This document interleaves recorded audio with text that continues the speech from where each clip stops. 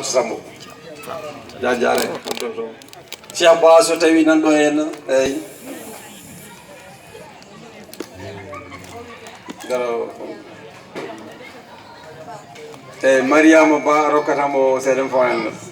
Cheikh Ba noon oɗo daraniɗo Hammady Sy noon dañani arde eyyi alayhi salam.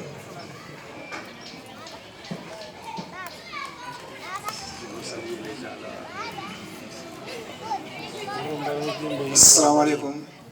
Badi salmino mon onon fof jaafa don non min ko joddu jeeri min nan no fe pular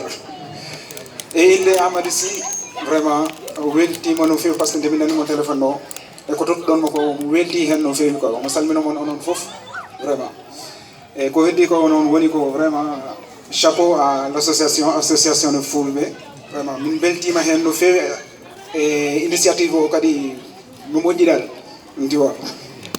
mi wawa bode kalaga parce que sinon ma ñano problème mi salmini on non fof ko vraiment merci beaucoup allez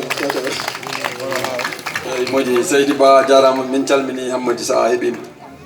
eyyi médaille troisiéme médaille o eɗen dokka ɗum Ousmane Adama Touré eyyi Ousmane Touré ne koye men jeeno eɗen gandi ɗum ko ɗo wonno kanko woni ko daraniɗo fedde nde eyyi fedde nde kañumne vraiment yejjitani wonnoɓe ɗo darani fedde nde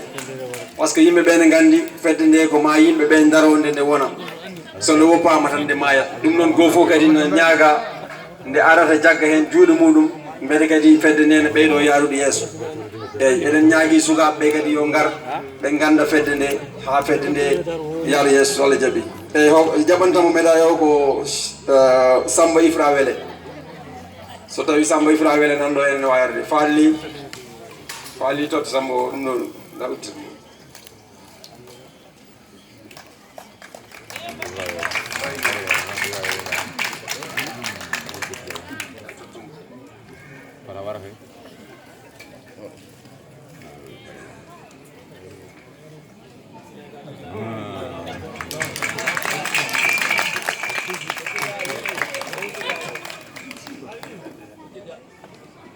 Assalamu alaikum wa rahmatullahi ta'ala wa barakatuh. Bandiraɓe julɓe on calminama on juurama